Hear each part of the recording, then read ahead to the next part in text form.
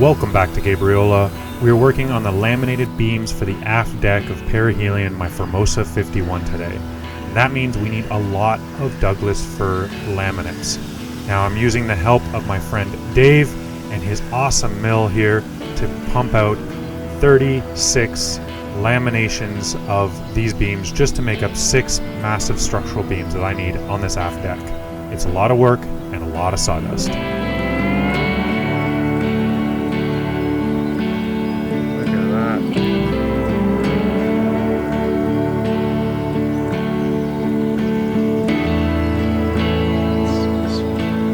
Structural separation right there. That's good. Thank you so much. Okay. I don't know if this is the end. We will see how much this poor roof can handle.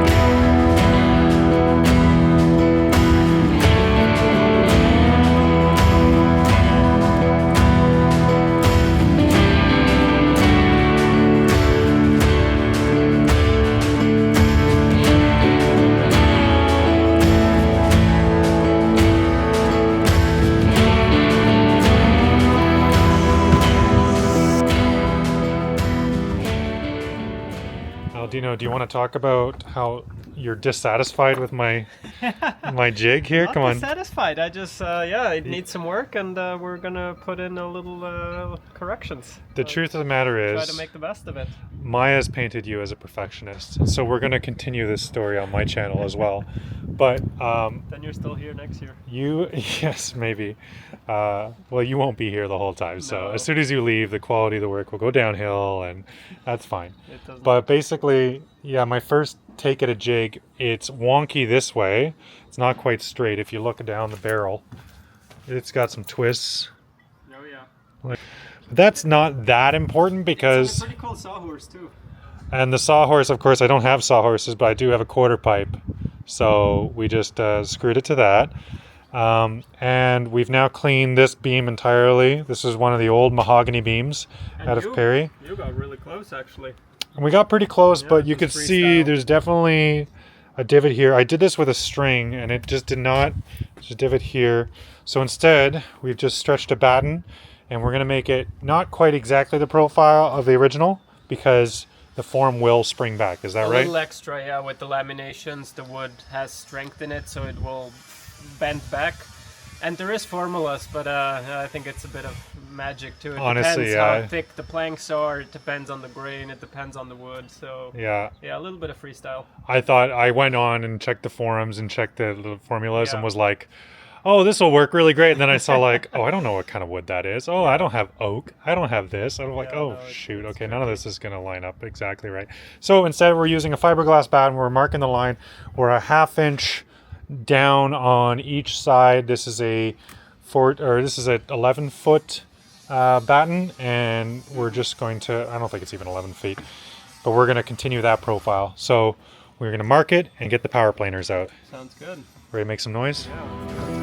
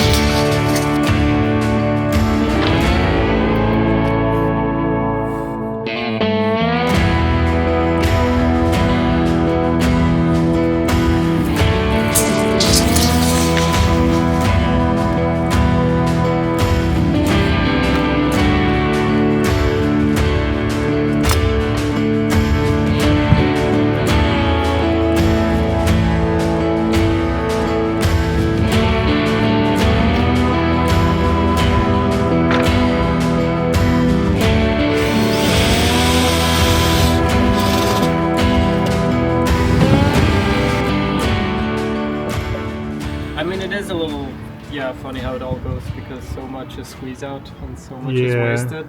Glued Yeah, up. we really don't want voids, so I suppose that's it. Being 3, it's really good. We have, we can do, one person can mix, continuous mixing. Okay. It's I more do that it's- think though that maybe for today, I'm happy with this dry layup and I'll leave it sitting, Mhm. and then tomorrow morning I'll be back at it with a wet layup, and we can kind of do Sure. it that way. Yeah. So I feel like that's going to take a minute. No, it will. Yeah. And also it's really warm right now, It so will. we just have fast cure, so that's going to Yeah. run way up on us. Yeah, good plan. Okay, great. We can tape these up. Tape those, yeah.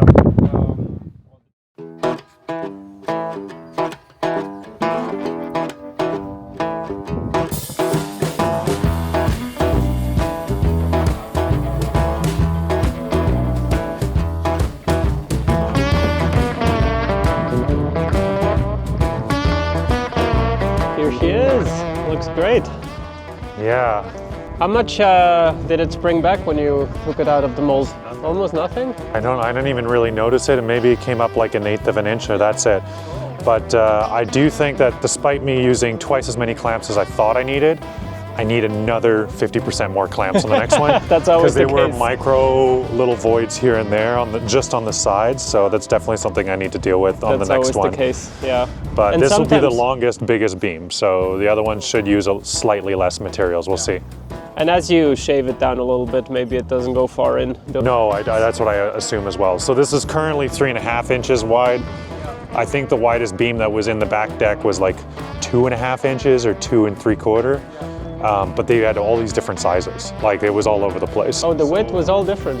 Yeah. Okay. The original ones were all different. So like they went from 2 to 2 3/4 or something like that. They were all over the place. And the spacing between them changed a lot too. So I'm thinking that perhaps I'm going to just run them all down to 3 inches, and there'll be 3 by 3.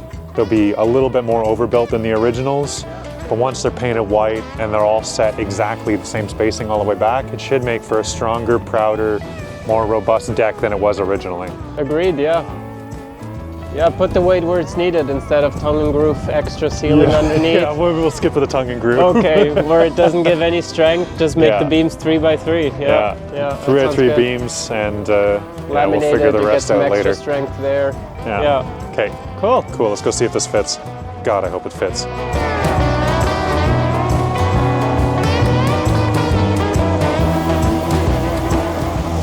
What a nice commute to work. It ain't bad. It's this one right here. There's some big rocks right up here, Oh yeah. and there's this dragon boat in the way. Did you and a ramp calculate to the hit your tide? head, and you just scooch in just barely. Yeah, there you go. Nice when the sun's out. Call that one the Florida job. We almost hit every other boat around. Yeah. Anyway, do you want to scoot up and I'll hand this to you? Yep. You can tension this one over here if you want to tighten it to that one. Yeah. Is that useful? That's fine. Oh boy, this thing is not light, by the way, in case you're No. wondering. Okay, got it. I think. Oh. It's very heavy. Just slide it up on the. Oh yeah, no, it was just Plywood. twisting. It wants to lay this way, as it should. I'm just gonna get this out of the way.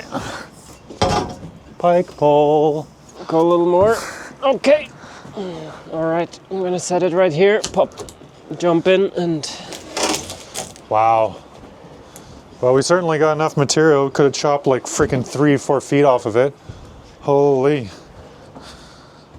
A couple of things. I noticed that my stays for the mizzen have got a lot of slack in them suddenly, and they're mounted back on the old hull. So part of it could be that the hull has like been pulled in a little bit, and when we put the beams, we'll push it back out a bit. yeah, a little. But part of it, I think, is also that this central piece has sagged over the years Yeah. a little bit. And of course, I'll take in the stays and readjust everything. But I definitely want to, I think the move is to set up a compression post down the middle of the hull with a bottle jack. And as we're building the new beam ends and getting everything locked in, jack the old chunk of deck that we're going to keep Yeah. A little as bit. high as we can. And that will hopefully, when we put the weight on this, it'll sag this down and this up. And they should meet closer towards the middle, But we've got, what is that? Right now it's an inch and a quarter difference between our old profile and our new one. It will be less. It's not even sitting on the shelf here yet. Right. Okay. So that's part of. Well, yeah. It's going to be It's less. not sitting on the shelf this way either. Yeah. So it will need a little bit of shaping on right in the middle of the crown. Yeah, it's a little proud. Do you think we should just remove a little bit more meat off of the next one? On the jig, even? On the jig, yeah. We could, yeah, because it's such a science. I mean, it always takes making one at least to learn from it. It didn't spring back as much as we thought it was going to. That's the other point, yeah. But hold on. I want to stand on it and just see what that looks like. Let's have it supported. It's not even, well, now it's on this corner here. Well, see what it looks like. Here, put it on the beams like this, just slide it off. Makes that big of a difference, huh? Yeah, so... It's pretty close. It's nice that it's flexible like that. It's pretty close. It's not bad at all, yeah. And after you lock it in, that last part, I would just do it with shaping from the top. Right. Not too much pulling down, pushing up. Yeah, okay. Because as soon as you release, that puts in tensions. Yeah. You have so much material here.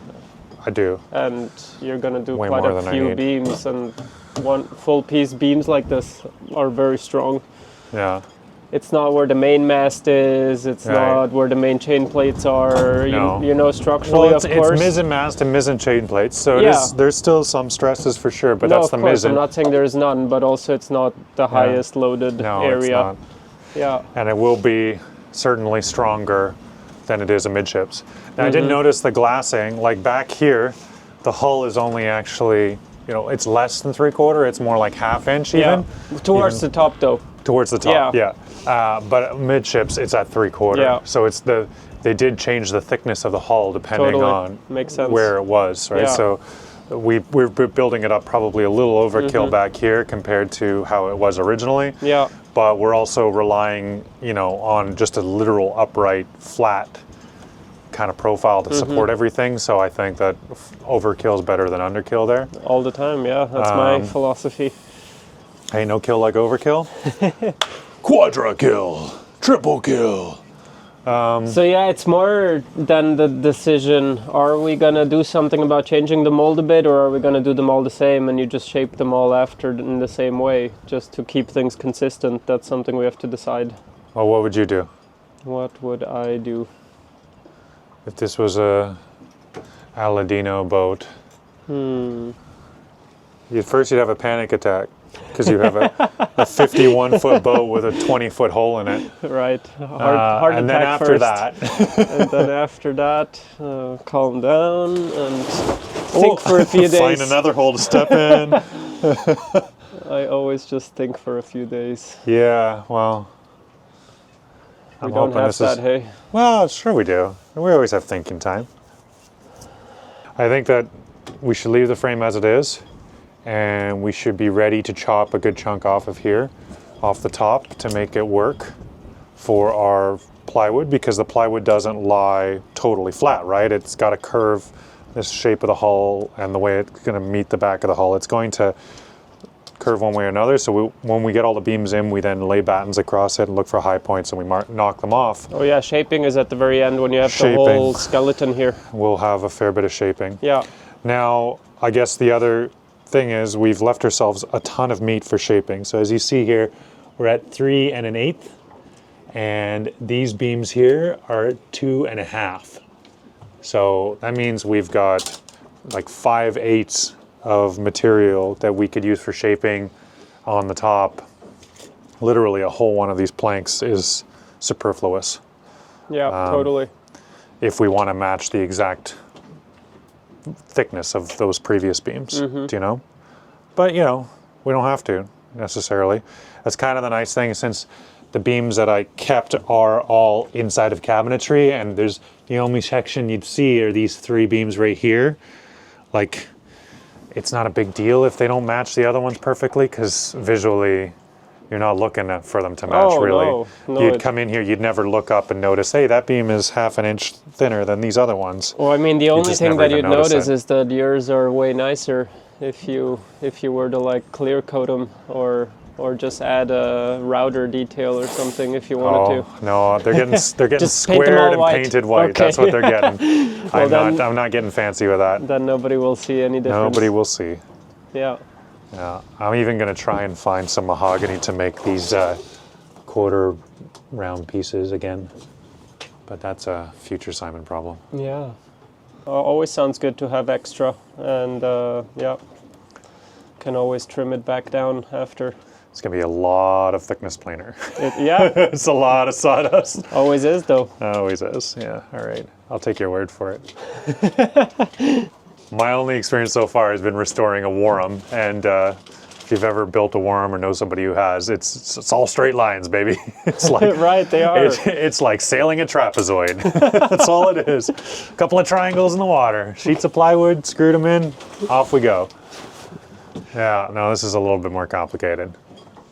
It's all right though. We have an expert, right? You're an expert. 1.5. 1.5. Well, I'm the half. No. Half. Half and a half. Half and a half. We'll get it. You gonna do it?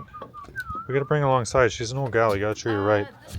Barry, you excited? Yeah, that's why I'm shaking. Barry's so excited. I am excited. Because Tally Ho has come to Silva Bay. Well, no, it's mine. Maya and Dina are We're playing here. instruments. We're hanging out with you and you and you and. He's got every piece of vintage he could find, strung it all new. together. This is new. Okay. I'm actually not wearing any. Let's do a fit check. Let's do a fit check. Clean pants. Clean pants. That's a double roll. flex as a boat worker for sure, right there. I was worried he wasn't going to be able to find those pants. Well, I got the double roll. double roll important. I got How tiny is your hat? my So tiny. 1940s reproduction hat. Oh my God, you got so much East Van street cred right now. Yeah. You're looking great, Barry. Thanks. You're the prettiest girl at the ball. We're all very excited for you. Come on. Kayla, you look all right. Honey, come on. Come on, honey. Come on. Save over here. The riffraff are coming. The riffraff are coming. Get your fenders out. Oh no.